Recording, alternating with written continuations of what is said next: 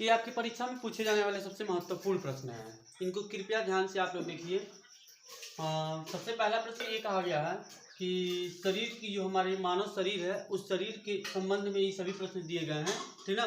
मानव शरीर के संबंध में दिए गए हैं, इतनी बात ध्यान रखिएगा। तो सबसे पहला प्रश्न दिया गया है, जो शरीर होता है उसके सबसे बड़ी हड्डी कौन सी होती है? तो फीमर बोन कहलाती है उसका, फीमर बोन। फीमर बोन आप समझ सकते हैं कौन सी होती है, घुटने से ऊपर और जो आपका कुल्ला होता है उसके नीचे तक की जो हड्डी होती है वो सबसे बड़ी होती है, इसी को हम लोग कहते हैं फीमर बोन कहते हैं, ठीक है। उसके बाद सबसे छोटी हड्डी स्टेपिस। स्टेपिस कौन सी हड्डी होती है सबसे छोटी? आपके कान में एक हड्डी पाई जाती है जो सबसे छोटी होती है, आपके पूरे शरीर से सबसे छोटी हड्डी होती है, उसी का नाम होता है स्टेपिस, ठीक। उसके बाद से सबसे बड़ी ग्रंथि। सबसे बड़ी ग्रंथि कौन सी होती है? ग्रंथि मतलब अंदर होती है आपके शरीर में, जिसका नाम होता है यकृति। यकृत जो होता है वो आपके शरीर की सबसे बड़ी ग्रंथि कही जाती है। सबसे बड़ी अंतःस्रावित ग्रंथि कौन सी होती है? तो सबसे बड़ा अंतःस्रावित ग्रंथि होती है थायराइड ग्रंथि। थायराइड ग्रंथि आप जानते होंगे, थायराइड नामक ग्रंथि आपके गले में पाई जाती है, जिससे अक्सर घेंगा रोग कहा जाता है, इसी के कारण होता है अगर ये बढ़ जाता है तो। सबसे बड़ी कोशिका। कोशिका यानी कोशिका का मतलब आपके शरीर में सबसे बड़ी कोशिका कौन सी होती है? तो न्यूरॉन होती है, जो मस्तिष्क में पाई जाती है। मस्तिष्क में पाई जाने वाली सबसे बड़ी कोशिका का क्या नाम होता है? न्यूरॉन होता है, जो आपके शरीर की सबसे बड़ी कोशिका होती है। सबसे बड़ी धमनी। धमनी और सिरा आप जानते ही होंगे, जिनसे ब्लड को हार्ट से पूरे शरीर तक और पूरे शरीर से हार्ट तक ले आया जाता है। तो धमनियों का काम होता है कि ये हार्ट से शुद्ध शरीर को पूरे शुद्ध रक्त को पूरे शरीर तक ले आती हैं। तो उनमें सबसे बड़ी धमनी का नाम होता है एब्डोमिनल एओर्टा, ठीक है ना।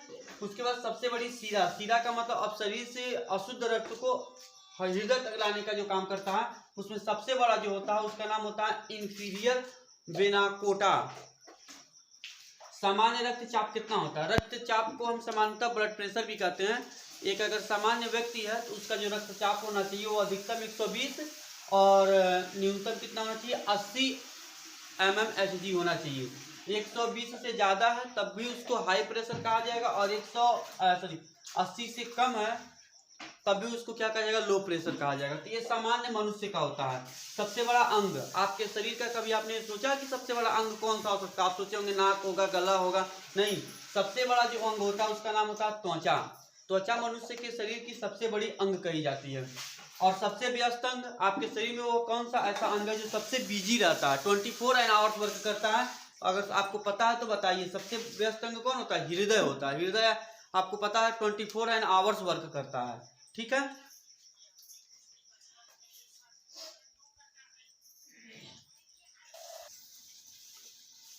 देखिए बच्चों, इसके आगे का क्या है हमारे पास? संपूर्ण शरीर में रक्त का आयतन। संपूर्ण शरीर में रक्त का आयतन का मतलब ये हो गया कि एक अगर मनुष्य है तो उसके शरीर में कुल कितना खून होना चाहिए। कभी कभी ये होता है कि किसी बीमारी की वजह से हमारे शरीर में खून की मात्रा घट जाती है, ठीक ना। तो एक व्यक्ति के शरीर में 5 से 6 लीटर तक खून होना चाहिए, ठीक। अगर इससे कम है तब तो भैया दिक्कत है, तब तो आपको खून ब्लड से कहीं और बाहर से चढ़वाना पड़ेगा। पूरी तरह लाल रक्त कणों का जीवन काल। आपके शरीर में जो खून है वो लाल है ना, तो उसमें जो रक्त कणिकाएं होती हैं, लाल रक्त कणिकाएं, उनका जो जीवन काल होता है वह 120 दिन होता है। समझ गए हैं? ठीक है।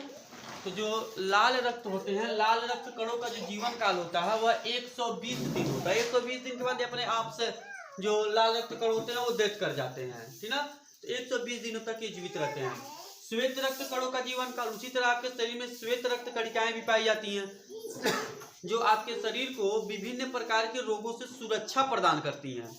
समझ गए? आपके शरीर में अगर कोई वायरस एंटर करता है ना, कोई वायरस वगैरह या फिर कोई बीमारी होती है, तो सबसे पहले उससे लाल श्वेत रक्त ही लड़ता है उससे, ताकि उसको दूर भगा सके। और जितने उसमें मर जाते हैं वही मवाद या कफ बन के बाहर निकलता है।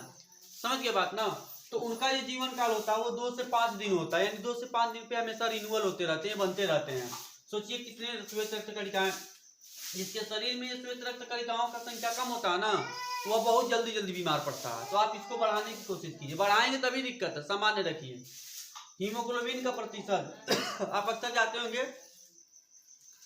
तो डॉक्टर लिखता होगा HB चेक कराइए। हीमोग्लोबिन चेक कराने का मतलब ये हो गया कि आपके शरीर में पता चलता है कि जो संपूर्ण शरीर में रक्त है, जो खून है, वह कितना बचा हुआ है। ठीक, तो जो हीमोग्लोबिन का प्रतिशत होता है वो पुरुषों में 14 से 18 ग्राम प्रति 100 सीसी रक्त होता है।